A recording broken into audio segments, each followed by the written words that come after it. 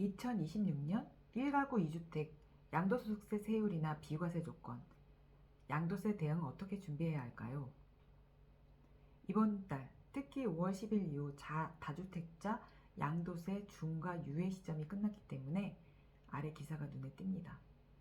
2016년 매수한 잠실 S 84제곱미터 2주택 기준 매도시 양도세가 증여세보다 수억 많아. 서울 송파구 잠실 S 전용 면적 84제곱미터 2016년 4월 10억에 매수한 2주택자가 5월 10일 이후 33억에 매도하면 양도세만 15억 7,017만원을 내야 합니다. 세금만 양도차액 23억의 68%에 달합니다.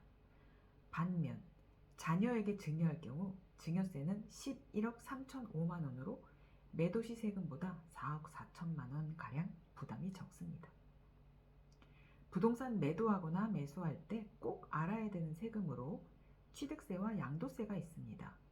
특히 양도세는 세율 적용이 단순히 계산만 하는 세금이 아니라 부동산 시장 상황에 따라 변동이 크기 때문에 체크할 부분이 많습니다. 양도소득세의 기본 구조는 부동산을 팔았을 때 생긴 이익에 대해 부과되는 세금으로 기본 구조는 간단합니다.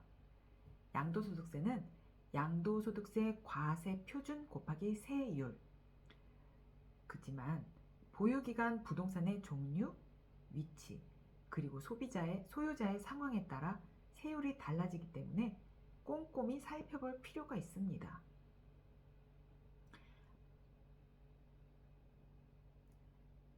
양도세는 양도소득 과세표준 곱하기 세율.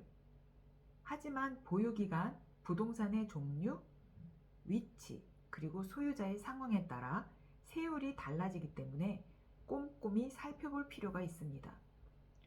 단일 세율로는 짧은 보유기간이나 특수한 경우, 보유가 1년 미만일 때, 단기 차익을 노린 투기성 거래 억제를 위한 제도라 높은 세율 70%가 적용됩니다.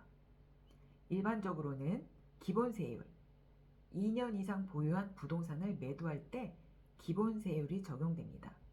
소득이 많을수록 높은 세율을 적용하는 방식으로 6에서 45%까지 구간별로 세율이 점진적으로 올라갑니다. 이처럼 기본 세율 구조는 소득 재분배의 원리에 맞춰서 설계되어 있으며 대부분의 1주택자나 장기 보유자의 경우 이 세율 체계에 해당됩니다. 다주택자 및 조정 대상 지역 보유자에게는 중과 세율이라는 것이 적용되는데요. 조정 대상 지역 내에서 이 주택자는 기본 세율 플러스 20%포인트, 3주택 이상 보유자는 기본 세율 플러스 30%, 3주택 이상 보유자는 기본 세율 플러스 30%포인트 중과 세율이 적용됩니다. 같은 금액의 양도 차액이라도 보유 주택수, 지역 등에 따라 세금의 차이가 발생합니다. 상속으로 취득한 경우 비과세 요건 거주 2년 판단, 피상속 기간 포함, 피상속인과 동일 세대였던 상속인의 경우에 상속으로 취득한 경우 피상속인과 동일 세대였던 상속인은 비과세 요건 거주 2년 판단할 때 피상속인 기간 포함으로 가능합니다. 장기보유 특별공제는 피상속인 기간 포함 불가, 상속 개시일부터 계산합니다. 상속주택 양도는 생각보다 훨씬 많은 변수를 품고 있습니다. 증여로 취득한 경우는 증여를 통해 부동산을 취득한 경우는 증여 등기 접수일부터 보유기간이 시작됩니다. 이처럼 취득, 월, 일별로 기준일이 다르기 때문에 세금 신고 시에는 등기부 등본과 계약서, 상속 증여 서류를 꼼꼼히 대조해야 합니다. 작은 차이 하나가 세율을 바꾸는 결정적인 요인이 될 수 있기 때문입니다.